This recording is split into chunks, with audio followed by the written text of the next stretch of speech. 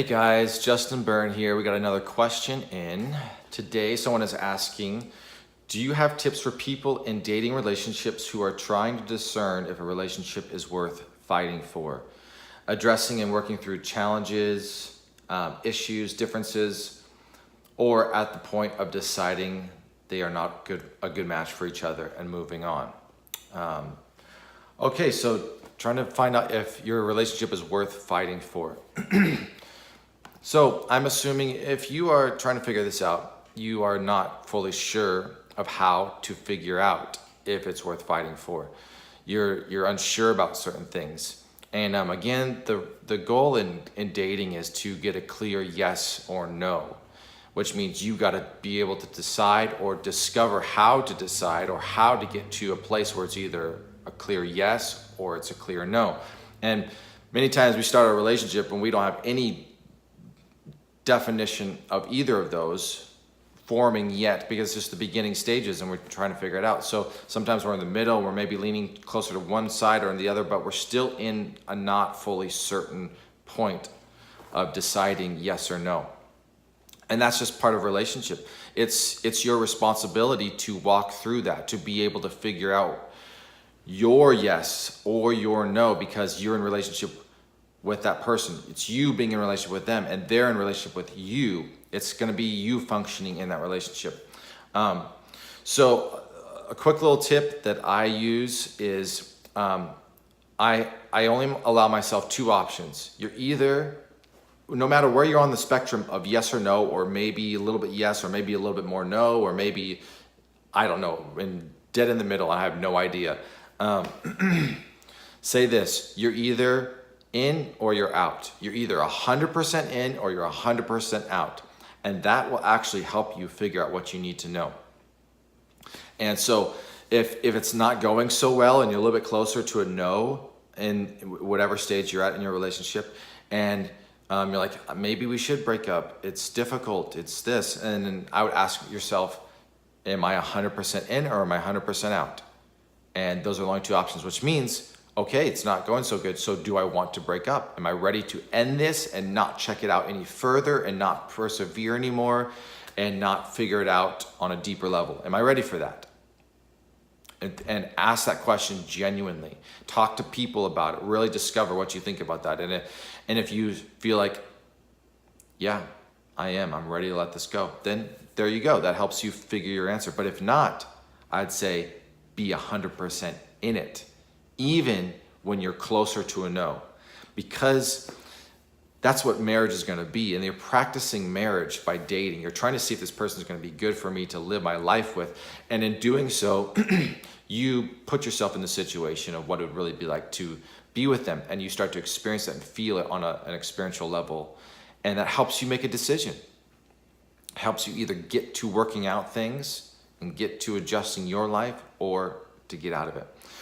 So you're either 100% in or 100% out. That will help you find out where you are. It will only push you more towards that. Even if it's rough, still stay in 100% and see what it's like to be in it 100% with this person, even when it's rough. Because sometimes it's going to be rough in marriage. You're going to have to be 100% in it. So it's a good gauge. So sometimes people are in relationships and it's somewhat difficult, but you feel like there's goodness in the relationship, so you still want to check it out. So there's those situations. There's situations where it's bad, there's some bad things going on, and it's difficult, and there's not much connection. Those are probably more so the relationships where it's going to be good to get out of it, especially if there's physical or verbal abuse, if there's manipulation, if there's just meanness and not kindness. Those are just plain out things that if those go on for too long, too much of a percentage of the time, that needs to be not tolerated and that needs to be left, or else you're going to get that relationship if you stay in it, and that won't be a good thing because those aren't good things. Sometimes people feel indifferent. They just like, I don't know if I feel anything towards this person. So this is what I would do. In any of those cases, minus the abusive one, just get out of that if it's abusive. There shouldn't be any tolerance of abuse. In any of the other cases, you can look for these good signs. If the relationship has these good signs happening in it, they may not be perfect. They may be even starting at a low level, but if you see it increasing over the amount of time you're with the person, then the rate of increase is just as important as it being present. So it may not be as present as you want it to, but if you see it increasing in some of these areas, then that's still a good sign. It's worthy to really check it out, a thorough checkout. So these are some of the signs I just wrote down that I think are good. If you see these happening, it might be good. Even if it's a little bit difficult, but there's still goodness happening, it'd be worth it to stay in it and really check it out. And it may be more so that's your issue than the issue with the relationship, because the relationship is showing signs of good things. So number one, you guys have similar values. Values would be like similar ways you think about raising your kids. A good way to think about values I recently realized is think about ideals. The standard that you have, this is kind of like what perfection looks like. This is what we're always going to reach for. We're never going to become that, but as we reach, we keep taking little steps towards it in our life. But we agree that this is what we ought to always strive for. And if you both are doing that on the same way, in the same page, then it's going to be easy to, when you have to make compromise in life, when you have to make sacrifices in life, you both agree, you both agree that this is what we should be doing, even with sacrifice and cost, and because our ideals line up, because our values are the same. Same values with substance use, with alcohol, with social interactions, being introverted or extroverted. These things will matter down the road, and it's good that you can line up with, if an introvert is with an extrovert, that you're okay with them going off and having way more time with social interaction than you, or if that feels disconnecting, it may not be good for you to be with someone who's so socially inept or socially apt. And so those little things will become little annoyances that will stick with you for the rest of your life. So that you have similar values and interests, that's good.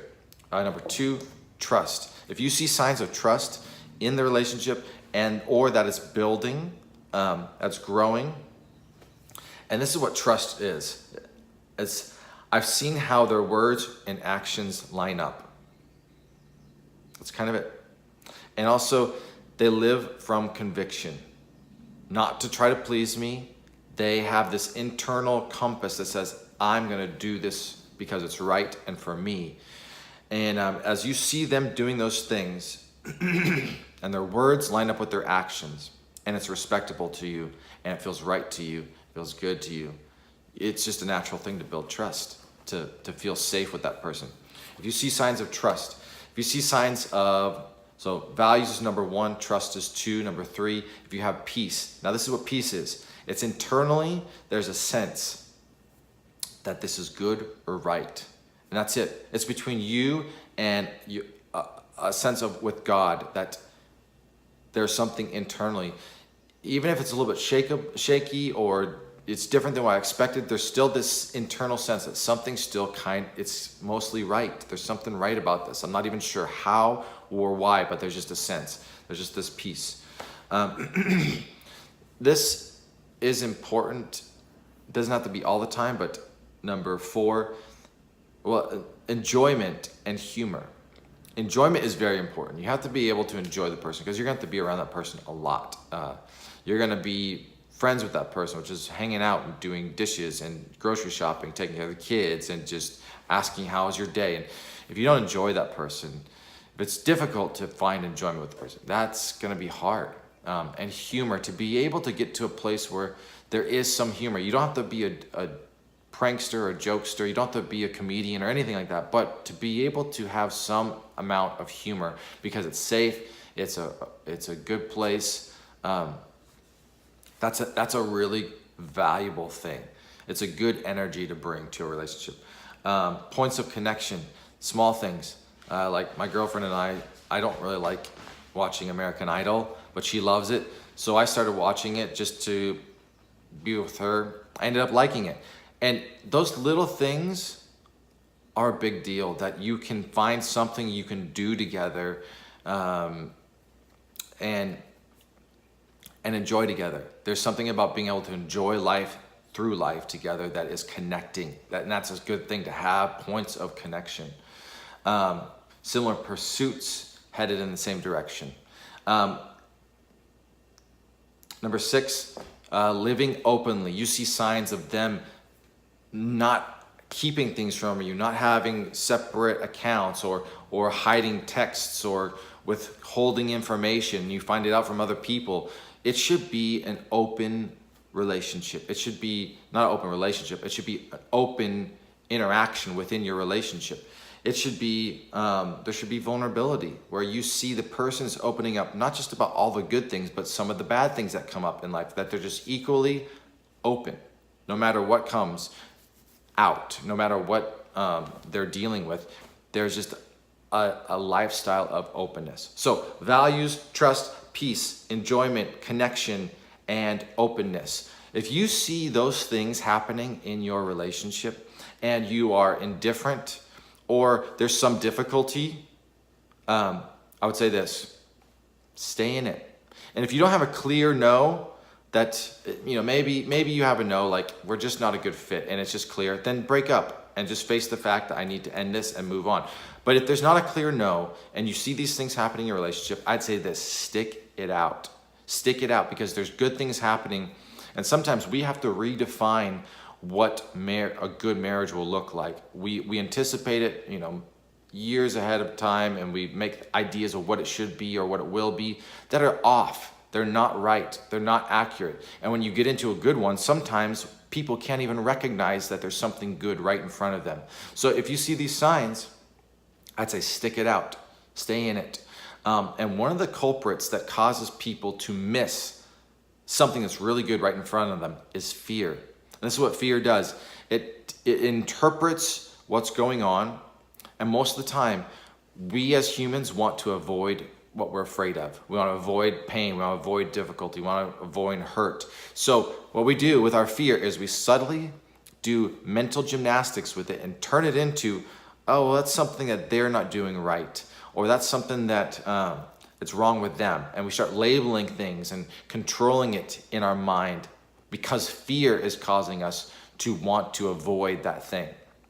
And we start making all these wrong judgments. Fear does not see correctly. It causes you to miscalculate and misperceive what is really going on.